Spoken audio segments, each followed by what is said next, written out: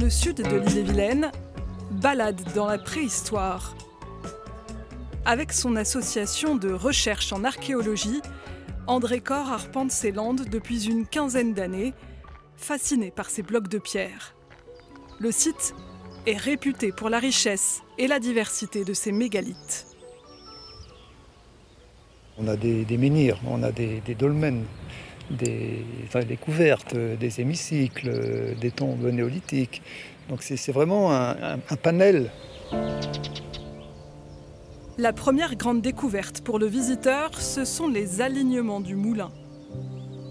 Les plus anciennes stèles s'élèvent ici depuis plus de 6000 ans. Sur la droite et sur la gauche, il y aura la fameuse enceinte en arc de cercle. Je pense qu'à l'époque, il y avait des danses autour, tout ça, un peu mystique.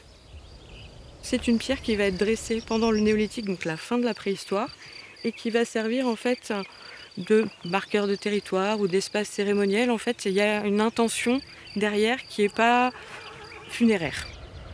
4500 ans avant notre ère, l'homme est sédentaire, éleveur, agriculteur.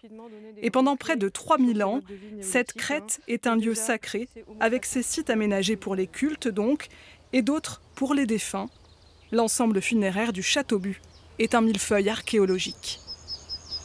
On a une première tombe néolithique qui est transformée, modifiée, qui est recouverte et condamnée par cet ensemble de pierres et de terre, le tumulus qui cache ce dolmen. Et par-dessus, dans le tumulus, on vient à l'âge du bronze recreuser d'autres tombes. Comme c'est dans la nature, c'est le calme, c'est la tranquillité.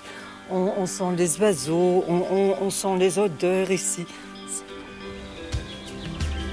Des mégalithes dans un milieu préservé, car ici, les sols sont pauvres, loin des cours d'eau, rares sont les traces d'occupation humaine.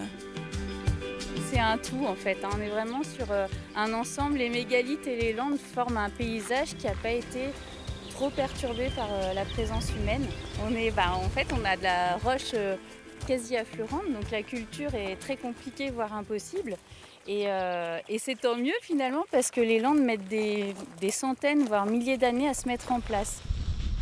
Sur cette crête géologique, 4 types de roches ont été identifiés. Des roches que les hommes du néolithique avaient extraites, taillées, transportées à la seule force de leurs bras, comme ce bloc d'une dizaine de tonnes. C'est un mélange d'une roche qu'on appelle le poudingue de Montfort et le quartz. Il y avait des grands rassemblements en fait qui étaient des grandes fêtes qui étaient liées à ce déplacement de blocs. Et il fallait vraiment une organisation sociale, il fallait des chefs, il fallait faire loger les gens, les nourrir. Parmi ces mégalithes, tous n'ont pas fait l'objet de fouilles, restent encore quelques mystères. Le choix des pierres, par exemple. C'est une hypothèse, mais les monuments funéraires, par exemple, qui sont recouverts d'un tumulus tout le temps, c'est plutôt des pierres sombres type schiste. Et les monuments plutôt liés à un culte, qui sont à l'air libre, visibles de tous, sont en pierre plutôt blanche. Donc là aussi, le côté vivant du côté du mort. Côté vivant, c'est blanc, côté du mort, c'est des pierres plus foncées. Des landes et des mégalithes, un ensemble protégé, classé espace naturel sensible. Un régal pour les amateurs de nature et de voyage dans le temps.